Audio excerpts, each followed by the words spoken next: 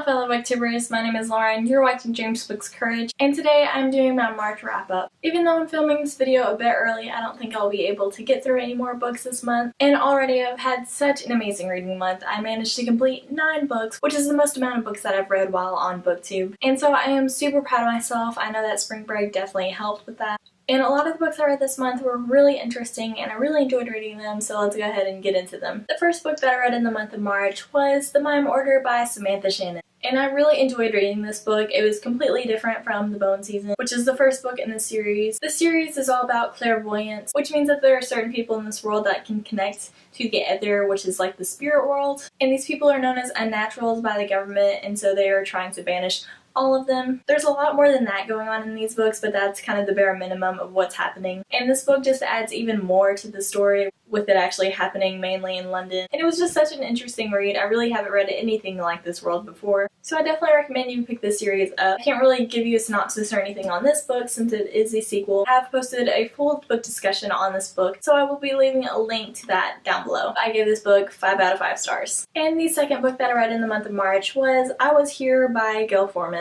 This book is all about a girl named Cody, and she's dealing with the recent death of her best friend named Meg. And Meg actually committed suicide, and Cody had no idea that was going to happen. And this book really is all about why someone would commit suicide, why she would never even know about it even though they were best friends. And I thought this was a really good book in the way that the writing was very beautiful, and it really developed my empathy for people who have tried to commit suicide and people who've had people commit suicide that are close to them. And so I really enjoyed reading this book, although it was very sad. It was also very short, and so I didn't have to deal with those feelings for too long of a time. I gave this book 4 out of 5 stars, and I actually posted a non-spoilery book discussion on this book, so I will be leaving a link to that down below. And the third book that I read this month is For by Veronica Roth. And I definitely enjoyed this book more than I thought I would, because if you've read Allegiant, then you know that Tobias definitely does not have a very unique voice throughout that novel. But within this one, he definitely did. I thought the stories were very interesting, and it was nice to see Triss and For together again. I was happy to be back into this world because I just really enjoyed the Divergent universe, and I thought it was really interesting to get a whole backstory on For. Divergent is a dystopian world, and For is the main male protagonist, and it's a really awesome world, so you guys should definitely check it out.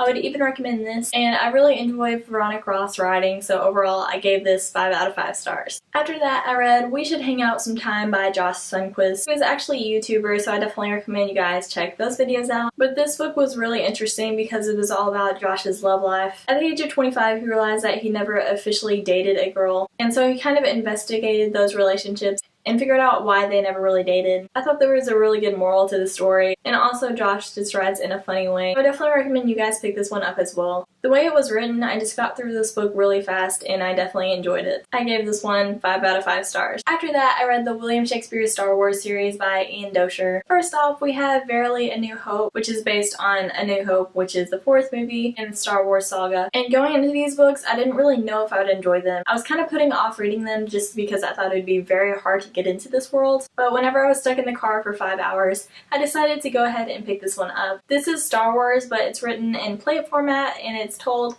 as if William Shakespeare wrote it. And while I was reading this entire series, I actually listened to the movie soundtracks as well. I think it definitely added to the experience of reading these books. I'm a huge fan of both Shakespeare and Star Wars, so I ended up really enjoying this. It's been years since I watched A New Hope, and so I didn't really think that I really remember a lot, but I remembered the entire thing while I was reading this, and I could really picture it and visualize it. This isn't just made to be a funny book, although it is pretty funny. Ian Doescher seriously made it sound like William Shakespeare was telling this. He wrote it in iambic pentameter, and it also has 5 acts within it, so he's definitely very true to Shakespearean writing. And so I really enjoyed this just because of the whole immersive experience I had. After I read each book, I also watched the movie, and so I thought that was really interesting. I gave this book 4 out of 5 stars. After that, I continued the series with The Empire Striketh Back, and this was my favorite one out of the 3. And it's also my favorite Star Wars movie, so it kind of made sense with that. But also a lot of elements were added in this, like Yoda spoke in haiku, and also characters that you wouldn't really expect had asides within this, and it was just really interesting. Like, even the Space Slug actually had lines within this, and it was really interesting to read those. You don't really hear anything within the movies of just Darth Vader talking, but within this, he definitely has quite a few asides, and I think overall this added a lot of depth to the Star Wars franchise as a whole, and the way it was written was just so beautiful. And there were a lot of Shakespearean elements within this series, and I just really enjoyed that about it. I gave this book 5 out of 5 stars. And lastly, we have The Jedidox Return, and I really didn't remember much from the movie, so I had trouble visualizing the world. But again, it was really good. I really enjoyed the writing. If you guys are big fans of Shakespeare or Star Wars, or both, then I would definitely recommend you guys read this series. They're very short books, but they're really interesting and fun to read. I gave this one 4 out of 5 stars. The next book that I have I actually didn't put on my TBR for the month of March, but I decided that I should definitely pick it up this month, and that is 24 Girls in 7 Days by Alex Bradley. And this book is all about prom, and my senior prom is coming up in a couple of weeks, and I've had this book for years. Like, I think I've had it since before I actually started high school. So I knew that I had to read it now or I would never get to it. My expectations for this book were set super low, but I really enjoyed it. It's about a guy named Jack Grammer, and he's a very introverted character, and so he can't really find a prom date to go with him or anything.